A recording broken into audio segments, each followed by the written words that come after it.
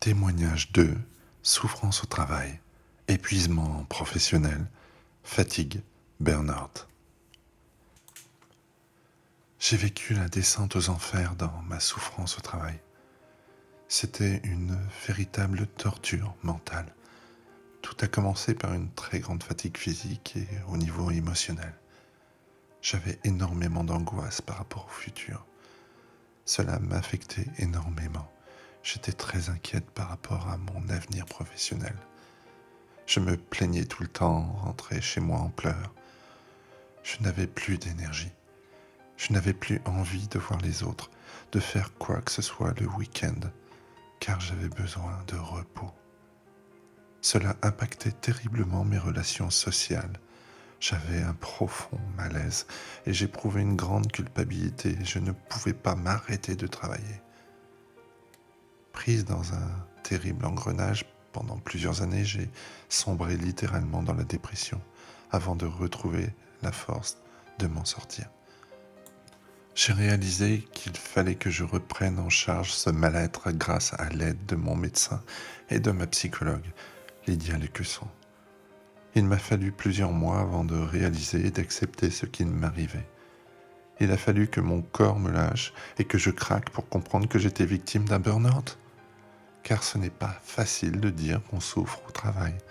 On a peur du jugement de l'autre et surtout on veut passer inaperçu. On préfère taire sa souffrance et continuer à travailler sans rien dire pour ne pas déplaire. On préfère souffrir en silence.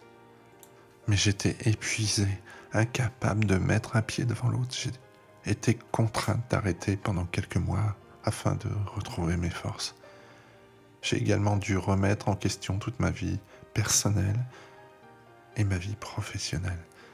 Pour la première fois, je me rendais à l'évidence. Je ne pouvais plus continuer comme ça. Ma santé était en jeu, ma vie aussi. J'ai pris conscience que cela ne m'intéressait plus de travailler dans ces conditions. J'ai alors décidé de prendre ma vie en main et de tout faire pour avoir une vie personnelle remplie, avec des activités qui me nourrissent. Je me suis profondément remise en question. J'ai alors revu ma relation avec le travail, car je voulais avant me remettre, retrouver mon énergie et remettre ma santé en priorité de tout ce qui se passe dans ma vie. Je remercie Lydia Lécusson de m'avoir aidé et soutenu dans cette épreuve difficile et insurmontable pour moi. Je conseille aux gens qui sont dans cette situation d'accepter d'être aidés par des spécialistes. Accepter juste le fait que l'on soit des êtres humains limités en termes de capacité, mais également composés d'un corps, d'une âme et d'un esprit. Il est alors de notre devoir d'en prendre soin et de les nourrir.